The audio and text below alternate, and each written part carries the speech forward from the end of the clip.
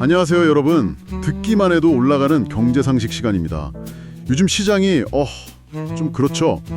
주요 지수들도 좀 주춤하고 특히 그 관세 관련 이슈들이 계속 나오면서 좀 불안한 느낌이 있어요. 물가 오를까 봐 걱정도 되고 성장도 좀 둔화될까 싶기도 하고요.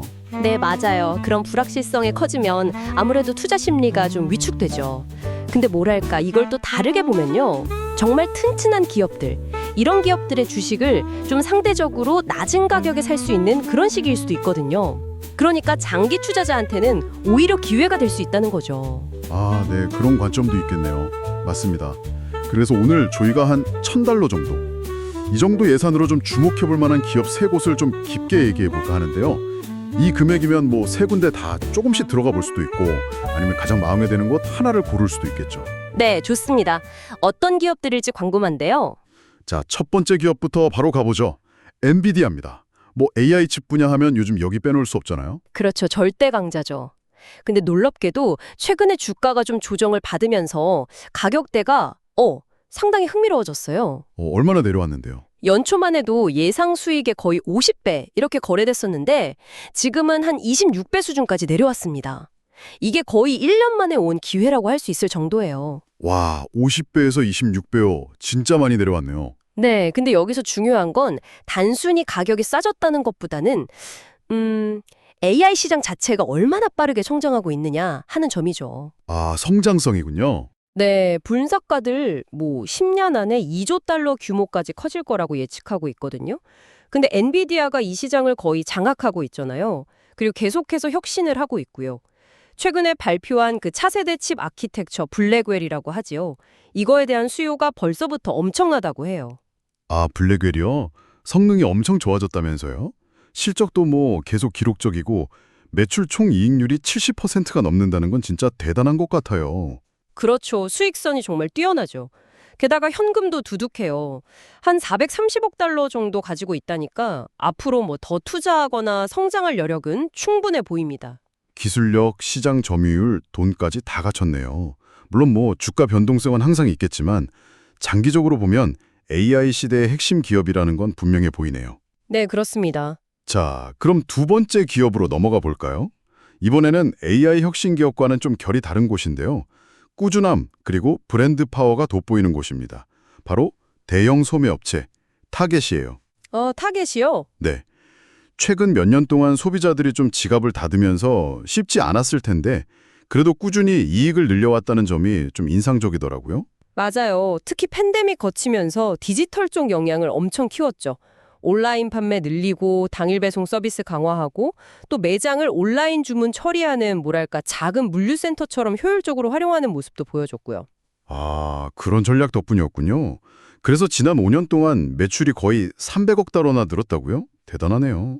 네, 그리고 타겟하면 또 빼놓을 수 없는 게 그 자체 브랜드, PB 상품들이잖아요. 맞아요. 저도 타겟 PB 좋아하는데. 그렇죠. 이게 40개가 넘는데 그중에서 14 정도? 그러니까 10개 넘는 브랜드가 연매출 10억 달러 이상을 기록하고 있어요. 와, 10억 달러 이상 브랜드가 10개가 넘는다고요?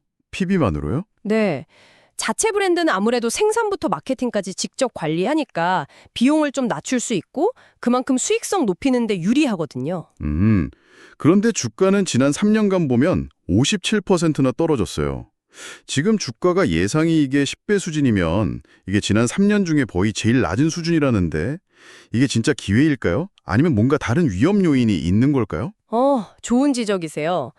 분명히 월마트 같은 경쟁사들하고 경쟁이 치열한 건 사실이죠. 근데 타겟은 좀 다른 게 그냥 싸게만 한 게 아니라 합리적인 가격에 괜찮은 품질과 쇼핑 경험, 이걸 좀 내세우거든요. 그래서 PB 상품 경쟁력이랑 말씀드린 그 온오프라인 연계 전략, 이런 것들이 앞으로 얼마나 더 잘 먹힐지가 중요하겠죠. 현재 주가 수준은 확실히 좀 매력적으로 보이긴 합니다. 네. 효율성, 운영 이런 측면에서 강점이 있군요. 효율성 하니까 또 이 기업이 떠오르네요. 마지막 기업 아마존입니다. 전자상거래랑 클라우드 하면 아마존이죠. 그렇죠. 공용 기업이죠. 아마존도 몇 년 전부터 해왔던 그런 전략적인 결정들이 이제 좀 효과를 보는 것 같아요. 특히 그 물류 시스템을 확 바꿨다면서요. 전국 단위에서 지역 단위로요? 네, 맞아요. 그게 비용 절감에 엄청 도움이 됐죠. 고객이랑 더 가까운 곳에서 바로바로 배송을 하니까 효율성이 확 올라간 거예요. 최근에는 상품 입고 시스템까지 개선해서 비용을 더 줄이려고 하고 있고요. 전자상거래 쪽은 그렇게 효율을 높이고 있고 클라우드는 어떤가요? AWS? AWS는 뭐 정말 대단하죠. AI 분야에 진짜 막대한 투자를 하고 있는데 그 결과로 연매출이 벌써 1170억 달러 규모로 커졌어요. 1170억 달러요? 와, AWS만으로도 엄청난데요? 네, 세계 1위 클라우드 기업답게 뭐 최고 사양 엔비디아 칩부터 시작해서 아마존이 자체 개발한 칩까지 써가면서 다양한 AI 서비스를 제공하고 있거든요. 특히 그 아마존 베드락 같은 서비스는 기업들이 AI를 좀 더 쉽게 쓸 수 있게 도와주는 건데 이것도 반응이 좋다고 하고요. 그랬군요.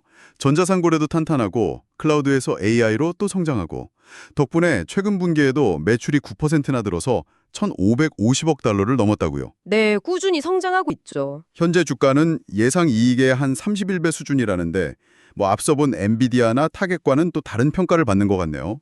그래도 장기적인 성장 가능성을 보면 이것도 충분히 매력적인 투자처라고 볼 수 있겠어요. 네, 그렇죠. 아마존은 워낙 강력한 플랫폼을 가지고 있고 AWS라는 확실한 성장 엔진이 있으니까요. 장기적으로 보면 충분히 고려해 볼 만한 기업이라고 생각합니다. 네, 오늘 이렇게 엔비디아, 타겟, 아마존 세 기업을 살펴봤는데요. 각자 좀 다른 강점과 매력을 가진 회사들이네요. 맞습니다. 엔비디아는 역시 기술력, 타겟은 브랜드랑 운영 효율성, 아마존은 플랫폼 파워랑 클라우드 리더십 이렇게 정리해 볼 수 있겠네요.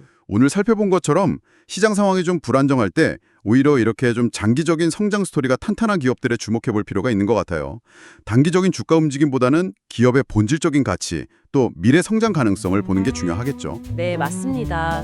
현재 나오는 경제 지표나 시장 분위기도 물론 중요하지만 그것보다는 각 기업이 어떤 전략을 가지고 미래를 그리고 있는지 그리고 그 전략이 진짜로 성과로 이어질 수 있을지 이걸 좀 면밀히 따져보는 과정이 필요합니다. 자신의 투자 원칙과도 비교해 보면서요. 네. 오늘 저희가 나눈 이야기들이 여러분들이 현명한 투자 결정을 내리시는데 조금이나마 도움이 되었기를 바랍니다. 여러분이라면 이 $1,000 혹은 여윳돈이 있다면 어떤 기업에 투자하고 싶으신가요? 각 기업이 가진 어떤 미래 가능성, 예를 들면 뭐 엔비디아의 기술 독점력이라든지 타겟의 브랜드 파워, 아마존의 플랫폼 확장성 같은 것들 중에 어떤 점에 가장 주목하시는지 한번 생각해 보시면 좋을 것 같습니다. 다음 시간에도 여러분들의 경제 상식을 한 단계 올려드릴 유익한 정보로 찾아뵙겠습니다.